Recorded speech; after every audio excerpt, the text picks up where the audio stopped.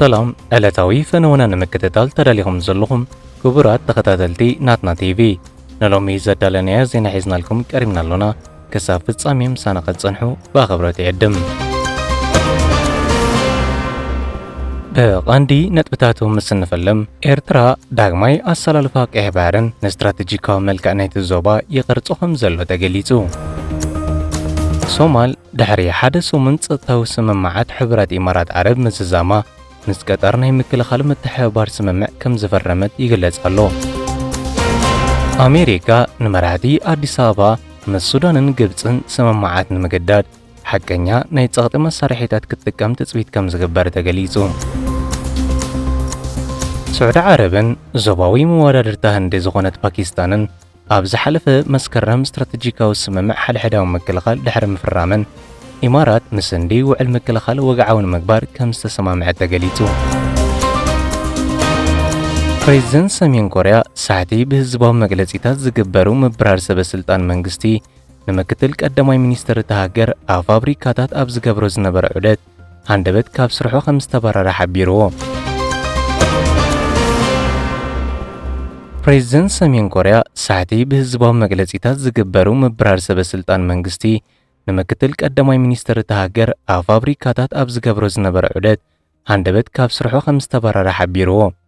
መራሒ ሰሜን ኮርያ ኪም ጆንግ ኡን ንምክትል ቀዳማይ ሚኒስትር እታ ሃገር ኣብ ፋብሪካታት ኣብ ዝገብሮ ዝነበረ ዑደት ሃንደበት ካብ ስርሑ ኣባሪርዎ ክብል መንግስታዊ ማዕከን ዜና እታ ሃገር ሎም ሰሉስ 20 ጥሪ ኣብ ዘውፅኦ ሓበሬታ ገሊጹ። እዚ ዜና ዝወፀሉ ዘሎ እዋን እታ ሃገር ንቐንዲ ገዛእ ሰልፊ ጉባኤ ኣብ እትዳለወሉ ዘላ እዋን ሳዕቲ ዝርአ ህዝባዊ መግናሕቲ ምዃኑ እቲ ማዕከን ዜና ብተወሳኺ ገሊጹ።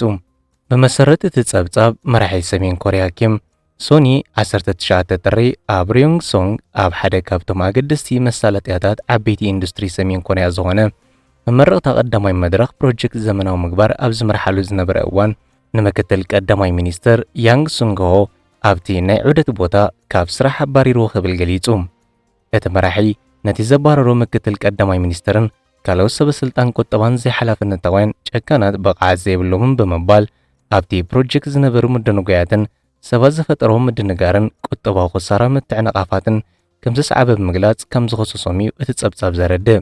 ትካል ሪዮንግ ሶንግ ማሽን ኮምፕሌክስ ኣብ መላእቲ ሃገር ንዝርከባ ፋብሪካታት ዝኸውን መሳርሒታትን ማሽን ዘፍሪ ከበድቲ ኢንዱስትሪ ዝሰርሕ ትካል ኮይኑ እዚ ድማ ኣካል ናይቲ ፕሬዚደንት ኪም ንቁጠባዊ ርእሰ ምርኮሳ ማእከላይ ምዃኑ በተደጋጋሚ ዘነጽሮ ንጽላት ህንጸት ማሽናት ሃገሩ ንምሕያል ዝገብረ ዘሎ ሰፊሕ ድፊት ምዃኑ ይግለጽ። ፕሬዚደንት ሰሜን ኮርያ ኪም ኣብቲ ስነ ስርዓት መምረቕታ ኣብ ዝሃቦ መግለጺ ኣብ ወርሒ ታሕሳስ ኣብ ዝተኻየደ ሙሉእ ኣኼባ ገዛኢ ሰልፊ ነቲ ምክትል ቀዳማይ ሚኒስትር ብትሪ ከም ዝነቐፎን ድሕሪኡ ድማ ኣካይዱ ከም ዝተኸታተለን ብምግላጽ ሎሚ ዕለት ተባሪድካ ኣለኻ ምክትል ቀዳማይ ሚኒስትር ክብል ኣብ መደሩ ኣዊጁ። ኣብ ሰሜን ኮርያ ንሓደ ላዕለዋይ በዓል ስልጣን ብህዝባዊ መደረ ምእላዩ ልሙድ ከም ዘይኮነን ቅድሚ እቲ ዝመጽእ ታሽዓይ ጉባኤ ገዛኢ ሰልፊ ሰራሕተኛታት ኮርያ ኣብ መንጎ እቲ ኣካየድ ቁጠባ ዲሲፕሊን ንምድልዳል ዝዓለመ ይመስል ክብሉ ገለ ጸብጻባት ይገልጹ።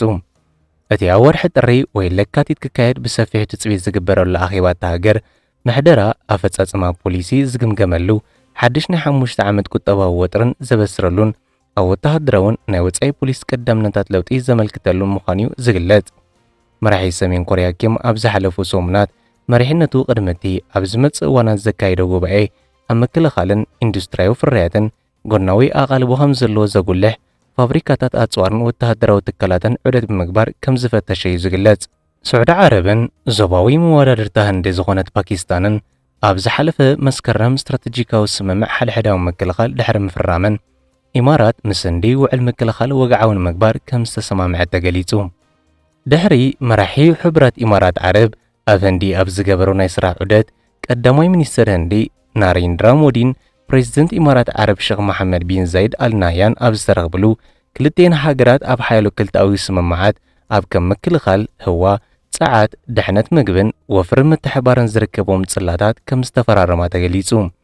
ኣብ መንጎ ክልቴን ሃገራት ብዛዕባ ስትራቴጂካዊ ምሕዝነት ምክልኻል ዝምልከት ሰነድ በምክትል ቀዳማይ ሚኒስትርን ሚኒስትር ጉዳያት ወጻኢን ሼኽ ዓብደላ ቢን ዛይድ አልናህያን ሚኒስትር ጉዳያት ወጻኢ ህንዲ ኤስ ጃይሻንካርን ከም ዝተለዋወጡ ጸብጻባት ማዕከናት ዜና ህንዲ ኣፍሊጦም። ጸሓፊ ጉዳያት ወጻኢ ህንዲ ቪክራም ሚስሪ ድሕሪ እትማል ሶኒ 19 ጥሪ ንጋዜጠኛታት ዝሃቦ መግለጺ እቲ ናይ ስምምዕ ሰነዳት ህንዲ ኣብ ዞባዊ ግጭታት ተሳትፎ ከም ዘለዋ ዘመልክት ከም ዘይኮነ ኣስሚሩሉ። እዚ ምፍርራም እዚ ስዑድ ዓረብን ዞባዊ መወዳድርታ ህንዲ ዝኾነትን ፓኪስታን ኣብ ዝሓለፈ መስከረም ስትራቴጂካዊ ስምምዕ ሓድሕዳዊ ምክልኻል ድሕሪ ምፍራመን ዝኾነ ኣብ ልዕሊ ክልቲአን ሃገራት ዝፍጸም ምጥቃዕ ከም ናይ ሓባር ምጥቃዕ ዝውሰድ ዝብል ኣዋጅ ድሕሪ ምፍራመን ዝሰዓብ ምዃኑ እዩ ዝግለጽ ዘሎ። ፓኪስታንን ህንድን ክልቲአን ኒክሌር ዝዓጠቓ ሃገራት ምዃነን እዮም ወተሃደራውን ጸብጻባት ዝሕብሩ። ኣሜሪካ ንመራሕቲ ኣዲስ ኣበባ ምስ ሱዳንን ግብፅን ስምምዓት ንምግዳድ ሓቀኛ ናይ ጸቕጢ መሳርሒታት ክትጥቀም ትጽቢት ከም ዝግበር ተገሊጹ። እቲ ንኢትዮጵያ ከም ዕድላት ጽልዋን ዞባዊ መርገጽን ተባሂሉ ኣብ ዕዳጋ ዝቐርብ ዘሎ ኣብ ክውንነት ንመንግስቲ ኢትዮጵያ ናይ ምውዳቕ መንገድን ነታ ሃገር ካብ ናይ ምጽዋር ዓቕማ ንላዕሊ ኣብ ግጭታት ምትሕውዋስ ዘእቱ ከም ዝኾነ ተገሊጹ። ብዝተኻየዱ ግብራውያን መጽናዕትታት ከም ዘመልክትዎ ሓደገኛ መገዲ ኣብ ልዕሊ ሓንቲ ናይ ዞባ ቀርኒ ኣፍሪካ ሃገር ይደጋገም ኣብ ዘለወሉ እዋን ሓደ ኢትዮጵያዊ ኪኢላ ስትራቴጂ ኣብ ኢትዮጵያ ኣብ ውሽጢ ቀጠናታት ስልጣን ብሰፊሑ ዘስፋሕፍሕ ዘሎ ስለ ኢማራት ከም ዘጠንቀቐ ተገሊጹ። ብመሰረት እቲ መጠንቀቕታት ኪኢላ ኢማራት ዓረብ እትገብሮ ዘላ ውሽጣዊ ኣካላት ኣብ መበተታንን ሃገራዊ ውሳነታት ኣብ መደኻምን ዝተመርኮሰ ናይ ጽልዋ ምህንድስና ከም ዝኾነን ኣብ ካልእ መዳያት ዝረኣናዮ ሞዴል እዩ ብምባል ኢትዮጵያ ብፖለቲካዊ ብሄርን ብሃይማኖትን ዝተዋሃደት ሃገር ብምዃና ዝኾነ ይኹን ድኽመት ኣብ ማእከል ውሳኔታት ምእታው ማለት ኣብ ውሽጣዊ መስመራት እታ ሃገር ብጌጋ ቅማረ ምጽዋት ማለት ይኽብል ኣረድዩ።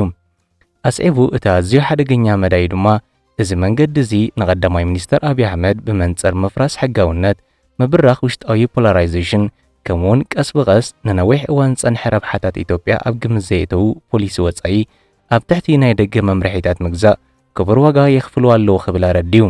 እቲ መጠንቀቕታ ክሳብ ጉዳይ ፈለግ ኒልን ዓበዲጋ ህዳሴ ኢትዮጵያን ዝተዘርግሐ ኮይኑ ብመሰረት ትንታነ ናይቲ ኪኢላ ኣሜሪካ ንመራሕቲ ኣዲስ ኣበባ ምስ ሱዳንን ግብፅን ስምምዓት ንምግዳድ ሓቀኛ ናይ ጸቕጢ መሳርሒታት ክትጥቀም ትጽቢት ይግበር ክብል ገሊጹ። ብዓብዩ እዞም ስምምዓት ካብቲ መቦቀላዊ ስትራቴጂካዊ ራእይ ኢትዮጵያ ወጻኢ ጸቕጢ ፈጢሮም ማለት ማእከላይ ሉላዊ ሓላፍነት ምጥፋእ ማለት ከም ዝኾነ ጠቒሱ። እቲ መጠንቀቕታ እቲ ኣዝዩ ሓደገኛ ነጥቢ መውጽኢ ናብ ቀይሕ ባሕሪ ዝብል ምትላል ኣብ ትሕቲ ምወላ ስለያ ኢማራት ኢትዮጵያ ብናይ ዕግርግር ኣፍ ደገ ኣቢላ ናብ ሓይሊ ባሕሪ ዘሎ ሃገር ክትቅየርን ከምኡውን ኣብ ኣፍ ደገ ባሕሪ ዘላ ሃገር ምቕራብን ካብ ጂኦፖለቲካዊ መጻወድያ ንላዕሊ ከም ዘይኮነ ኣረድዩ። ብተወሳኺ ድማ ንሰራዊት ሱዳን ጥራይ ንምጥቃዕ ነታ ሃገር ናብ ወተሃደራዊ ወይ ናይ ስለያ መድረኽ ምቕያር ኣብ ሕምብርቲ ቁሉዕ ዞባዊ ግጭት ኣቐሚጡ ጸጥታ ይኹን መውፅእ ባሕሪ ከም ዘይወሓሰ ኣረድዩ። ሶማል ድሕሪ ሓደ ሰሙን ጸጥታዊ ስምምዓት ሕቡራት ኢማራት ዓረብ ምዝዛማ ምስ ቀጠር ናይ ምክልኻል ምትሕብባር ስምምዕ ከም ዝፈረመት ይግለጽ ኣሎ። ሶማል ምስ ሕቡራት ኢማራት ዓረብ ኩሉ ዝጸንሐ ናይ ጸጥታን ምክልኻል ምድለዋት ብወግዒ ምቁራጻ ድሕሪ መዓልታት ጸኒሓ ምስ ቀጠር ናይ ምክልኻል ምትሕብባር ስምምዕ ከም ዝፈረመት መንግስታዊ ማዕከን ዜና ሶማል ሶና ሓቢሩ። እቲ ስምምዕ ኣብ ዶሓ ቀጠር ብሚኒስተር ምክልኻል ሶማል ኣሕመድ ሙዓሊም ፍቅን ምክትል ቀዳማይ ሚኒስተርን ሚኒስተር ጉዳያት ወጻኢ ምክልኻል ቀጠርን ሼኽ ስዑድ ቢን ዓብድልራሕማን ቢን ሓሰን ኣልታኒን ከም ዝተኸተመ እቲ መንግስታዊ ማዕከን ዜና ሓቢሩ።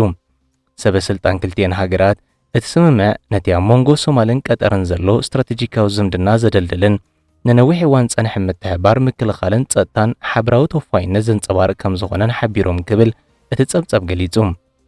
እዚ ሓድሽ ስምምዕ መንግስቲ ሶማል ቤት ምኽሪ ሚኒስትራት ሶማል ምስ ሕቡራት ኢማራት ዓረብ ዝተገብረ ኩሉ ክልተኣዊ ስምምዓት መረድዳእ ጸጥታን ምክልኻልን ከም ዘቋረጸ ድሕሪ ምግላጽ እዩ ዝካየድ ዘሎ። ብውሳኔ ካቢነ ሚኒስትራት ሶማል መንግስቲ እቲ ውሳነ ሓድነትን ግዝኣታዊ ምሉእነትን ቅዋማዊ ስርዓትን ፌደራላዊት ሪፐብሊክ ሶማል ንምሕላው ዝተወስደ ከም ዝኾነን ኩሉ ተቕድሚ ሕጂ ምስ ሕቡራት ኢማራት ዓረብ ዝተገብረ ምድለዋት ባዶን ውድቑን ምዃኑ ኣውይጁ ክብል ሓቢሩ። እዚ ስጉምቲ ምስቲ ኣብ ሶማል ወተሃደራዊ ምንቁልቃል ሕቡራት ኢማራት ዓረብ ዝገልጽ ጸብጸባት ዘጋጠመሉን ኢማራት ካብ መደበራት ቦሳሶን ካልእ ቦታታትን ሰራሕተኛታትን ወተሃደራዊ መሳርሒታትን ክትስሕብ ጀሚራትሉ ዘላ እዋን ዝመጽእ ዘሎ እዩ። እቲ መንግስታዊ ማዕከን ዜና ነቲ ምውፃእ ኢማራት ካብ ሶማል ምስ ሰፍሐ ዞባዊ ዳይናሚክ እናወሰኸ ዝኸይድ ዘሎ ወጥረን ኣብ ቀይሕ ባሕሪ እንዳሓየለ ዝኸይድ ዘሎ መወደዳር ስዑድ ዓረብን ኢማራትን ከም ዘተኣሳሰሩ ገሊጹ። ኤርትራ ዳግማይ ኣሰላልፋ ቀይሕ ባሕርን ንስትራቴጂካዊ መልክዕ ናይቲ ዞባ ይቕርጾ ከም ዘሎ ተገሊጹ። ኣብዚ ሕጂ እዋን ብስዑድ ዓረብ ዝተሰነየን ንግብፂ፣ ቱርኪ፣ ቀጠር ዕጡቋት ሓይልታት ሱዳን፣ ሶማልን ኤርትራን ዘጠቓለለ ዘይወግዓዊ ግን ከዓ እናተወሃሃደ ዝኸይድ ዘሎ ኣሰላልፋ ሃገራት እዚ ዞባ ንስትራቴጂካዊ መልክዕ ናይቲ ዞባ ዳግማ ይቕርጹ ከም ዘሎ ተገሊጹ። እዚ ናይ ስነ ቃላት ምትእኽኻብ ኣይኮነን ዝበለ ጽሑፍ መርበብ ሬሲቢ ኮን ኣብ ሓደ ወለዶ ዝዓበየ ትርጉም ዘለዎ ምድልዳል ጂኦፖለቲካዊ ቀይሕ ባሕሪ ዝውክል ከም ዝኾነ ገሊጹ። ንዓመታት ህላዊ ሕብረት ኢማራት ዓረብ ኣብ ደቡባዊ የመን፣ ደሴት ሶኮትራ ናይ የመንን ገለ ኸፋል ሶማልን ንማእከላይ መንግስታት እናዳኸመ ንዝተበታተኑ ኣካላት ሓይሊ ዝህብ ስትራቴጂካዊ ደገፍ ፋይናንስ ክህብ መጽንሑ እዩ ዝገልጽ። እቲ መወዳእታ ናይዚ ሓገዛት ካብ ግዜ ናብ ግዜ ዘይተርፍ ኮይኑ ኣብ ዘለወሉ እዋን ኣብ ገማግም ቀይሕ ባሕሪ ብግዳማዊ ምህንድስና ዝተሰርሐ ዓበይቲ ግዛኣታት ዝነብራሉ ዘመን ኣብ መዘዛም ይቐርባሉ ክብል ኣረድዩ። ኣብ የመን ዝነብሩ ደቡባዊ መሰጋገር ባይቶን ኣብ ሃርጌሳ ዝርከብ ምምሕዳር ሶማሊላንድን ኣርማንያ ዘገባብዚ ነይሮም ዝበለት ጽሑፍ ምምሕዳር ኣቡዳቢ ንድሕሪት ምስ ተመልሰ እቲ መሓውር ብዘገርም ፍጥነት ክበታተንን ኤስቲሲ ቀንዲ መወልቱ ሲኢኑ ደሴት ሶኮትራ ናብ ተወዳዳሪ ምቁጽጻር ተመሊሳ ዲፕሎማስያዊ ናህሪ ሶማሊላንድ ድማ ደው ኢሉ ክብል ኣረድዩ። ኣስዒቡ ድማ እቲ ጽሑፍ ኣፍልጦ እስራኤል ነዚ መስመር እዚ ካብ ምምላስ ኣብ ርሑቕ ምህላውን ከምዚኦም ዝኣመሰሉ ፕሮጀክትታት ብዞባዊ ደረጃ ክሳብ ክንደይ ተነጺሎም ከም ዝነበሩ ኣነጺሩ እዩ ክብል ገሊጹ። ስዑድ ዓረብ ነቲ ንድሕሪት ተሪፉ ዝጸንሐ ስትራቴጂካዊ ቦታ ንምሓዝ ብቕልጡፍ ስግምቲ ብምውሳድ ንነዊሕ እዋን ኣብ ወሰንተቲ ናይ ዓለምና ኣገዳሲ ባሕሪ ዝካየድ ዝነበረ ናይ ምግንጻል ፈተነታት ንጸጥታ ባሕርን ውሽጣዊ ምርግጋእን ኣብ ሓደጋ ብምእታው ሪያድ ኣብ ልዕሊ ቀጠና ቀይሕ ባሕሪ ብንጹር መልእኽቲ ምብትታን ዘይውሕስነት ይወልድ ብምባል መሪሕነታ ዳግማ ያረጋጊጻ ምህላዋ ገሊጹ። እዚ መርገጽ እዚ ምስ ግብፂ፣ ቱርኪ፣ ቀጠር፣ ዕጡቓት ሓይልታት ሱዳን ከምኡውን ሶማል ምትእስሳር ከም ዘበገሰ ዝጠቐሰት ጽሑፍ እዘን ሃገራት እዚኣተን ተመሳሳሊ ረብሓታት እኳ እንተዘይብለን ግን ናይ ሓባር ኣረኣያታት ስግኣት፣ ግዛኣታዊ ምብትታን፣ ውክልና ውግእን፣ ግዳማዊ ምትላልን ተኣፋፊ ፖለቲካታት ከም ዘለዎን ኣረድዩ። ኣብ ውሽጢ እዚ ዝቕልቀል ዘሎ መሓውር ተዘማድነት ኤርትራ ዘይጋገ ኮይኑ ከም ዘሎን መሪሕነታ ቀርኒ ኣፍሪቃ ኮኔልካ ናብ ምብትታን ይድፋእ ከም ዘሎ ንዓመታት ከም ዘጠንቀቐ ገሊጹ። እንተኾነ እቲ መጠንቀቕታታት መብዛሕትኡ ግዜ ይንጸግ ነይሩ ዝበለ እቲ ጽሑፍ መርበብ ሬሲቢ ኮን ስትራቴጂካዊ ርዝነት ኤርትራ ኣብ ዲፕሎማስያዊ ኣቃውሞ ዘይኮነስ ኣብ ተሪር ወጋ ዝምርኮስ ኮይኑ ንምዕራባዊ ሸነኽ መጻብቦ ባቢኤል መንደብ ኣብ መላእ ሱዳን፣ የመንን ሶማልን ዓሚቕ ስላያዊ ምብጻሕ ንናይ ወጻኢ ምትእትታው ዝጻወሩ ትካላት ጸጥታ ይቆጻጸርን ከምኡውን ልኡላውነት ካብ ናይ ሓፂር ግዜ ኣሰላልፋ ቀዳምነት ዝህብ ቅኑዕ ዶክትሪን እዩ ክብል ገሊጹ። ዞባዊ ተወሳእቲ ካብ ናይ ምግንጻል ፈተነታት ርሒቖም ኣብ ዝኸድሉ ዘለዉ እዋን ኤርትራ ንነዊሕ እዋን ብመሬታዊ ሓድነት ኣቢላ ኣብ መረግጋእ ኣቓልቦ ኣብ ዝገበረትሉ እዋን ካብ ወሰን ናብ ማእከል ስትራቴጂካዊ ቀይሕ ባሕሪ ተሰጋጊሩ ምህላው ገሊጹ። ቀይሕ ባሕሪ ናብ ናይ ምድልዳል ዘመን እምበር ናብ ምብትታን ኣይኣቱን እዩ ዘሎ ዝበለ እቲ ጽሑፍ ኣብ መወዳእታ ንነዊሕ እዋን ትሒታ ዝጸንሐት ኤርትራ ሓንቲ ካብተን ቀንዲ ሃንዳሲት ናይቲ ለውጢ ኮይና ኣላ ክብል ገሊጹ።